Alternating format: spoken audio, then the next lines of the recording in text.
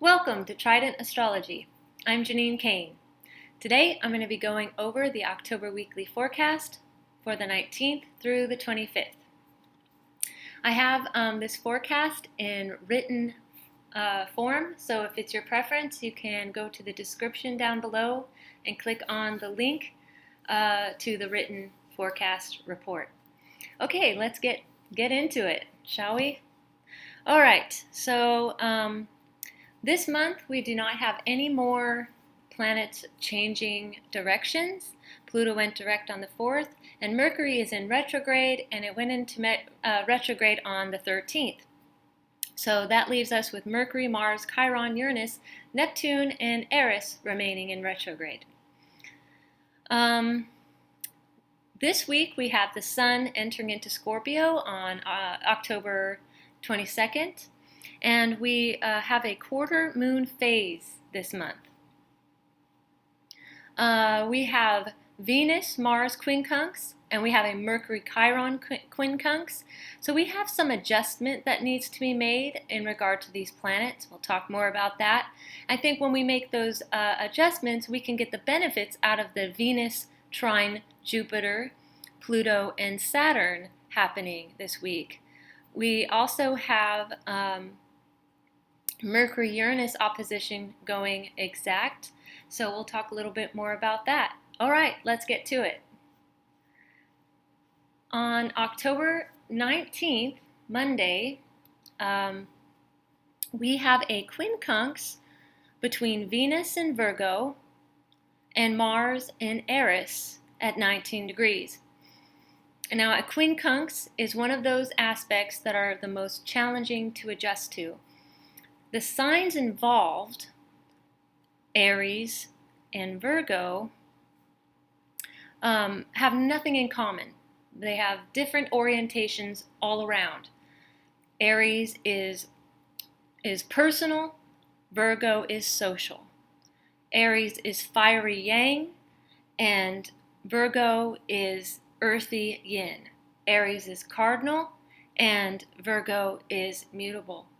So the adjustments that need to be made is moving from the Mars, Aries fighting, extreme autonomy and extreme competition to the Venus in Virgo energy of consideration, cooperation, and compromise in service to others. We need to move from the merely survival instincts and what is good for me to the intimacy and relating, what is good for the group, what is good for us. So the question is, how can my abilities and strengths be in service to others to help the whole evolve? Now, cardinal signs are about moving to point A to point B. It's goal-oriented. It's like it wants results, and it wants results now. It's like, get the heck out of my way energy, you know? Mutability is like spiral energy. It's just like looking at all the detail. It's reaching out to all the varying points of view. So there's a need to adjust from the myopic cardinal viewpoint to open the mind to see the other perspectives around. So from chatting with individuals from the online astrology community that I'm a part of, people have explained that the Mars retrograde, people have experienced, in feelings of aggression, frustration, irritability, and others have experienced head, neck, and shoulder injuries that are taking a very long time to heal. So Mars retrograde can kind of constrain or hinder our personal will on things. And it will require an immense amount of patience. So when with Venus in Virgo, part of making adjustments here with this quincunx is taking time needed to heal our bodies, needed to heal our minds, needed to heal our spirits. For those of us experiencing frustration, try to be patient with those things triggering our irritation. we have to be reminded that things will pass. Okay. We also can see here that Venus is trining Jupiter on Monday, and this goes exact at 19 degrees. Now, this can be a very positive aspect, especially as we work on making the needed adjustments required from the 2 quincunxes happening this week. And we also see we will have a quincunx, excuse me, between Mercury in Scorpio and Chiron in Aries. And we'll talk more about that in a little bit. So we have the Venus-Mars quincunx. So as Venus moves forward this week, it's going to be making an exact trine to Jupiter, Pluto, and Saturn. So Monday it's going to be going exact at 19 degrees. Wednesday the 21st, Venus is going to be trining Pluto at exact at 22 degrees. And then on Saturn Day, where Venus is going to be trining Saturn, going exact at 25 degrees. So making the adjustments to see with these quincunxes, so making the adjustments to see more than one's own individual perspective to the consideration of others' perspectives, and by allowing ourselves to slow down and surrender to the unknown, we can be aware of and focus our energy on the benefits of the social changes here. And the social changes that can ideally be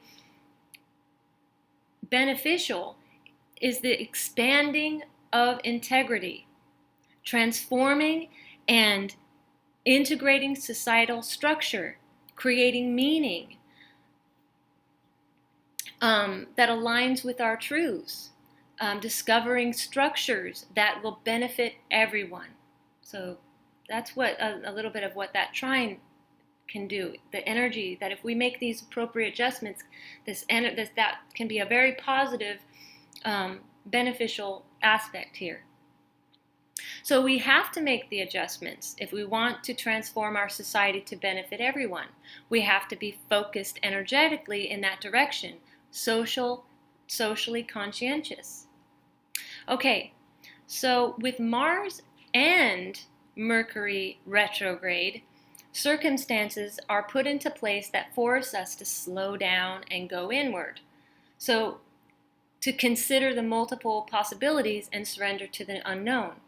So a lot of us have been experiencing things that are just kind of really hindering us or putting us into spaces of anxiety and having to face the unknown.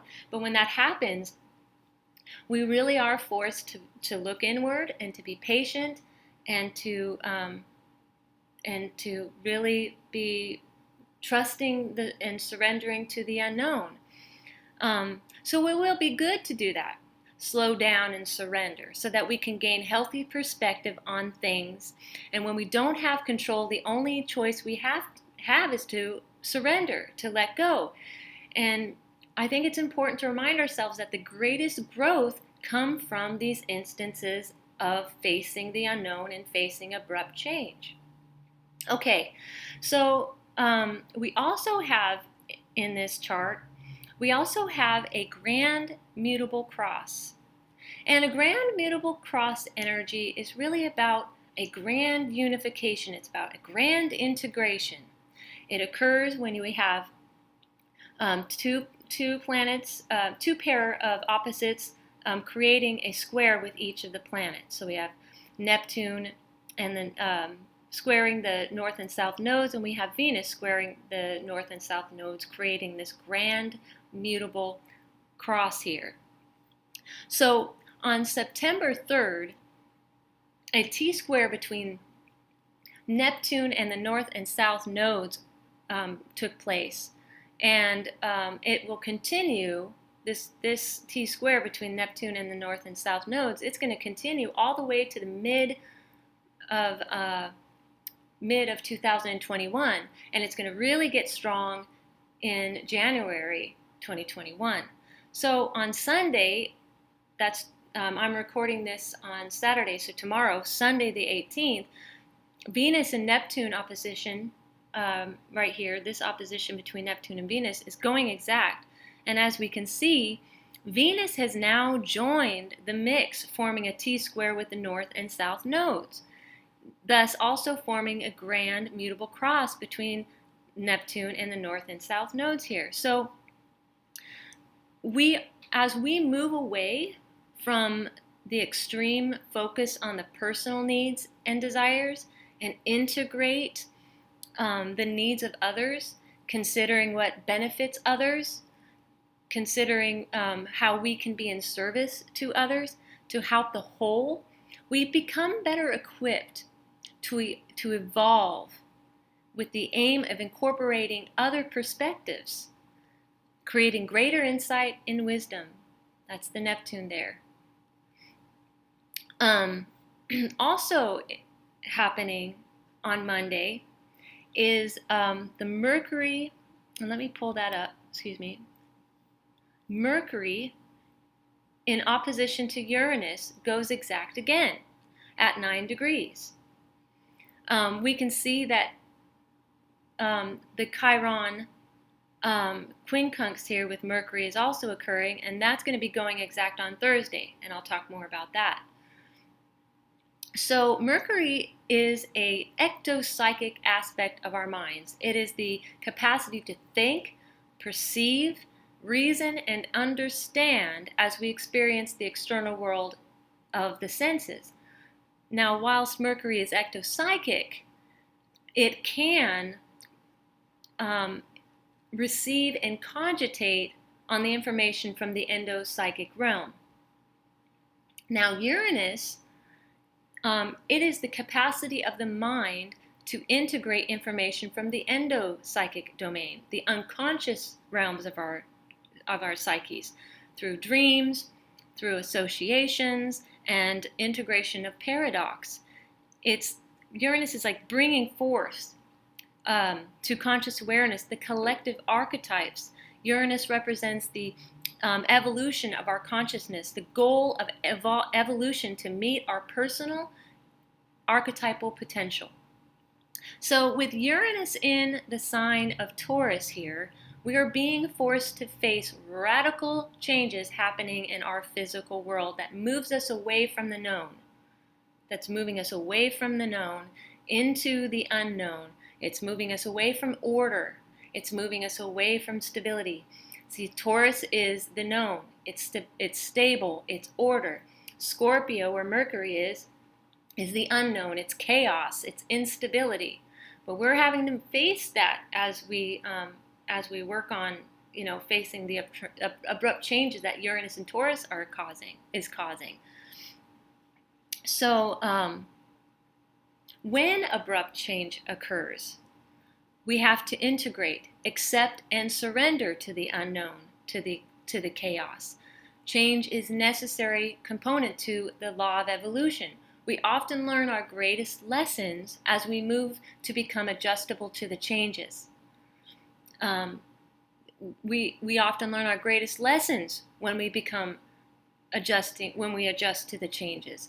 If we just rested in this state of infinite stability, we wouldn't evolve. We couldn't evolve. We are here to evolve and to manifest our greatest individual and collective archetypal potential. And that's what Uranus is doing here, especially on the axis of being. See, the axis of being is triggered here between Scorpio and Taurus, between the Scorpio and Taurus here. So, and this is about integrating it's about the integration of and the constant necessity to balance the known and the unknown, to balance order and chaos, and the physical and the spiritual as a means of evolving and growing. Okay? All right, so moving forward here. So on October 22nd, on Thursday, we have Mercury quincunx going exact, and we also have the Sun entering Scorpio. So let's pull up that chart. So as we can see here, we have Mercury, quincunx, Chiron in Aries, And this is going exact at 6 degrees. And that's the same day that the sun enters into Scorpio. And so the sun is going to eventually catch up to Mercury by the end of the week, Sunday the 25th. It will, and this will illuminate this quincunx energy when the sun conjuncts Mercury at 2 degrees of Scorpio. So with the planets Mercury and Chiron in quincunx, they are having a very difficult time adjusting to each other because the signs that the planets are in have no orientation to each other. They have nothing in common for which to make adjustment easy. Aries is personal. Scorpio is social. Aries is fiery yang, and Scorpio is watery yin. Aries is cardinal. Scorpio is fixed. Aries is ectopsychic. Scorpio is endopsychic. So Chiron can show us where our wounding is, where we need healing. With it in Aries, the focus of our healing has to do with our sense of self, our sense of identity, how we use our willpower. So when there's a wound to our sense of identity, there's a concomitant wound to intimate relationships. There's a fear of intimacy, a fear of being absorbed by the other. There's a fear of not being in control. So the difficulty here is surrendering our healing of identity to things that we do not have control over. Scorpio is all about the unknown emotional realms. This is a frightening prospect for Aries to be out of control. We are encouraged with this aspect to use the courage and the strength of Aries. I lost my place here. We are encouraged with this aspect to use the courage and strength of Aries to delve deep into the unknown, to surrender to the chaos of our emotional experience. So cardinality of Aries is moving forward. It's moving fast and it doesn't want to stop. With Chiron in Aries quincunx to Mercury and Scorpio, we need to slow down, move into fixity, a mental meditation. This is especially not easy for the fast, fiery, moving Aries. Aries is goal-oriented. It is not easy for Aries to just be, and Scorpio is so much about just being.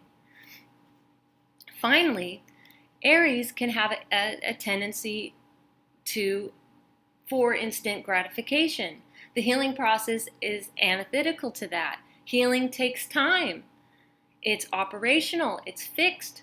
This quincunx involves the process of moving our focus of energy from the ectopsychic, moving that into it's moving us from the ectopsychic, the instant gratification, to the endopsychic domain, where healing requires an integration of unconscious processes, and that means delaying gratification to do the proper healing. Okay. On Friday, the 23rd, we have the sun, moon in a waxing square at 0 degrees and 36 minutes of Scorpio and Aquarius. So let me pull that chart up. So after we have planted the seeds of new beginnings in the new moon that we had last week, we move into a waxing square between the sun and the moon.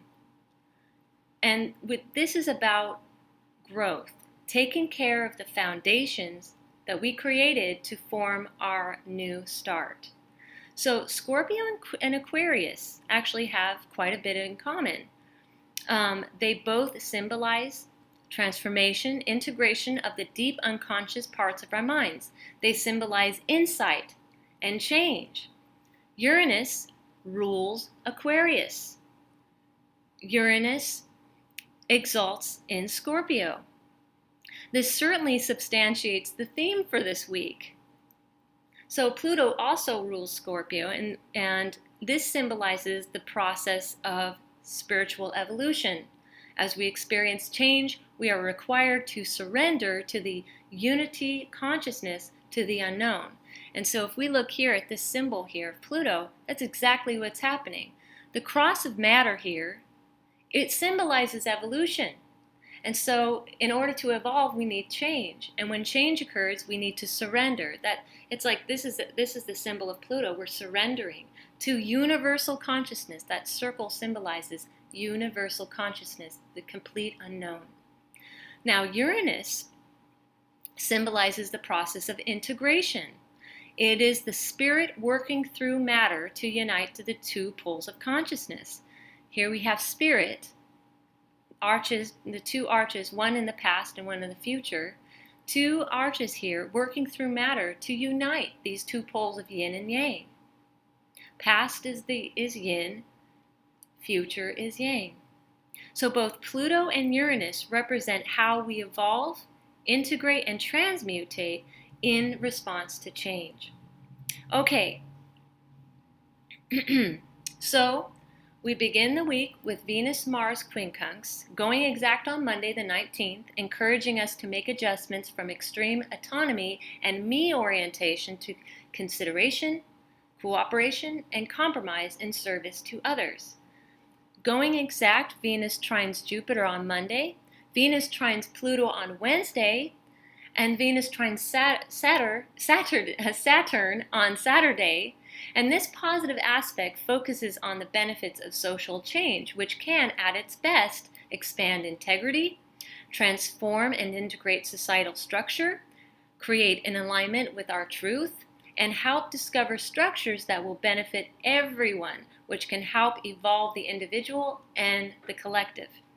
Also on Monday the 19th, Mercury-Uranus opposition goes exact, reminding us that change is necessary to evolve and meet our greatest individual and collective archetypal potential. Finally, on Monday, we look at the grand mutable cross between Venus, Neptune, and the north and south nodes, encouraging us to evolve an all-encompassing perspective of union consciousness with the aim of incorporating other perspectives, creating a greater insight and wisdom. On Thursday, Sun enters Scorpio and eventually moving into Quincunx with Mercury, on Thursday, the Sun enters Scorpio, eventually moving in conjunction with Mercury, which is in Quincunx to Chiron. And this Mercury-Chiron quincunx reminds us that the healing process takes time. It's operational. It means moving our focus of healing energy from the ectopsychic to the endopsychic domain, where healing requires an integration of unconscious processes, and that means delaying gratification to do a proper healing. Okay. Future highlights for the upcoming October weekly forecast.